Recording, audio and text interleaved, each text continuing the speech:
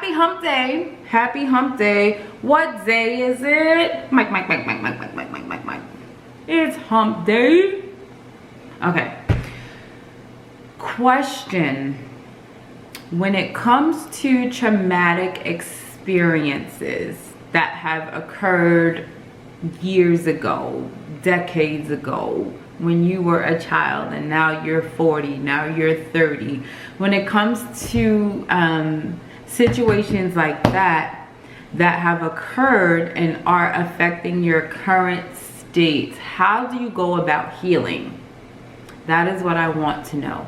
Do you go to therapy where you discuss things that may have occurred, you discuss how it made you feel, and then you kind of wake the sleeping giant, because now all these memories have been stirred up. Now you're not sleeping well. You may not have been sleeping well all along, but now you know why. Now you're up thinking about what occurred, not just not sleeping, but now those thoughts are back in your mind. And we know we are not the same person that we were when the traumatic experience occurred, but that doesn't really make it any better. Now you might have some people who say use positive affirmations, raise your vibrations, and I believe in that wholeheartedly. I believe in prayer wholeheartedly, because prayer has maintained me throughout my time on this earth. But what is the next step in the healing process? You've gone to therapy, you've talked about it, you've acknowledged that it happened. How do you heal? Do you ever fully heal from things like that, or do you just learn to live with it? You just learn. You still gotta function, you still gotta get up, still gotta go to work, still gotta get your kids off to school. So what do? How do you maintain? Do you just suppress the hurt? Do you cry silently in the shower? Do you go in the closet and cry? Like, what do? How do you heal? A lot of people are talking about it. Mental illness. Now, suffering from a traumatic experience, does that necessarily mean that you have a mental illness? When you want to lay in a bed and you don't want to get up? When you cry all the time, is that a mental illness? Is depression a mental illness? Can you heal from depression? When you don't want to be bothered, when you go from being the most outgoing, bubbly personality to you don't want to be around people, you just want to be by yourself.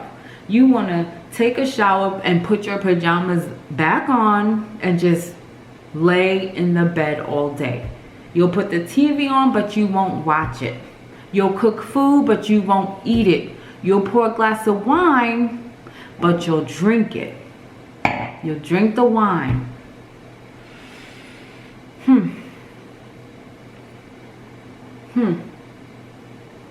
Now, how many of us have had traumatic experiences and have not acknowledged it? This happened to me, but I don't talk about it. We'll pretend it never ever happened. Now, I'm not talking about any specific trauma, because trauma can be many different things. Can be a physical trauma, a mental trauma, can be a sexual trauma. And that's the one experience that people don't want to talk about. Young women, young men, children raped, molested by family members, uncles, fathers, aunts, mothers, beat up, abused, beat down in the street. Yeah, it's a lot of that nobody wants to talk about that. But why? As a child, that is definitely not your fault, but you are made to feel ashamed that happened, when the shame is definitely not on you. It's on the person who done it, and it's on the people who allowed it to happen. The people who did not step in, did not help you.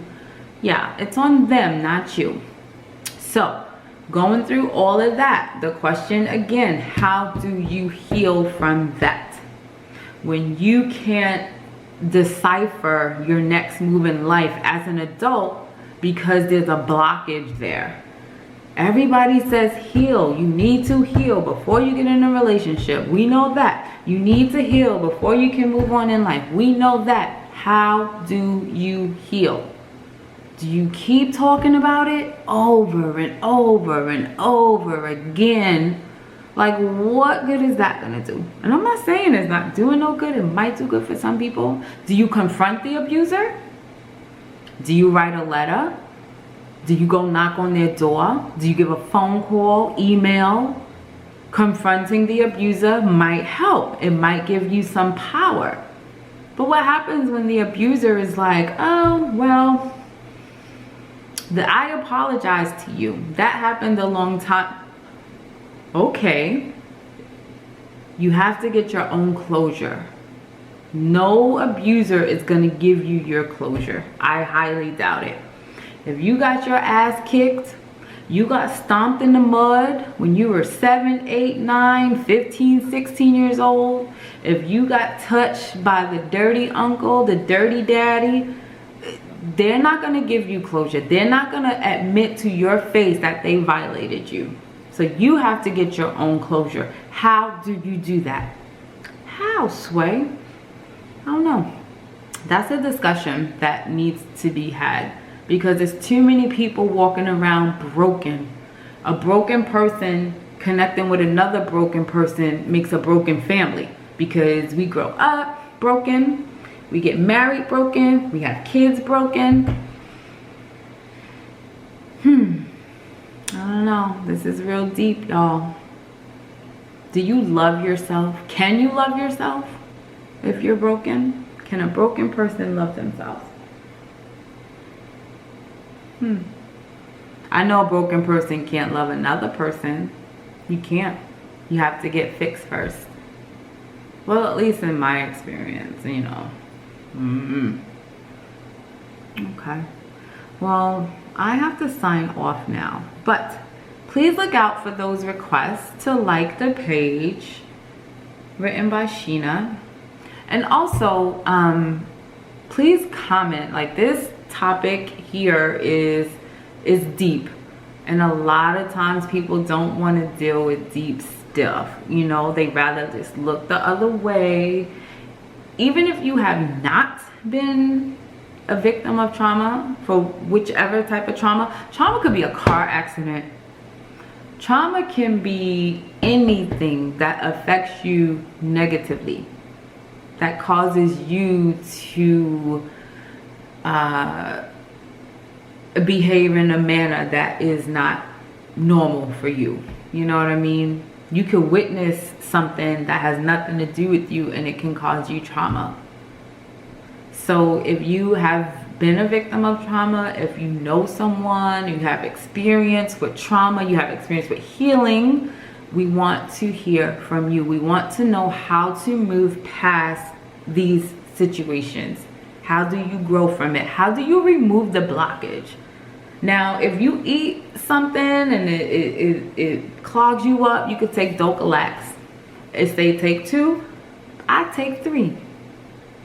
But you can't take a Dulcolax for trauma. So what can you do when you have trauma? Yes, you can pray. You need to pray. Pray. What's the next step? Because they say prayer without works is dead, right?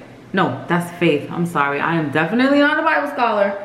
But I know that just praying, like, you have to do some type of work from what I remember. And if I'm wrong, please correct me in a nice, loving way. What's the next step? What's the work? What's the action that needs to be put in place? I feel like you need to call out the people who allowed it to happen. You need to call out the person that caused it to happen. But, you know, I could be wrong. I don't know everything. I don't have no psychological issues, maybe. I don't have no degree in psychology, and I'm not a psychotherapist, but I'm a person, and I know what hurt feels like, and I know what it feels like to want to get past the hurt and grow from it and move on from it and not know how. So, boom. All right, thank you very much for listening to my questions, comments, and concerns. Please give your comments to this. Please share it. And know that I, as me being who I am, like, I'm not afraid to speak my mind in a respectful way. If I disagree with something, I'm not afraid to say I disagree with it. And that is something that I have grown into, because growing up, self-esteem was kind of low for different reasons. But now it's like, you're not a child anymore. You have the right to speak your mind. That's the beauty of it all. Okay, thank you. I have to go. J Page Beauty, shout out. All right, thank you everybody. Have a great day. Oh, child, honey.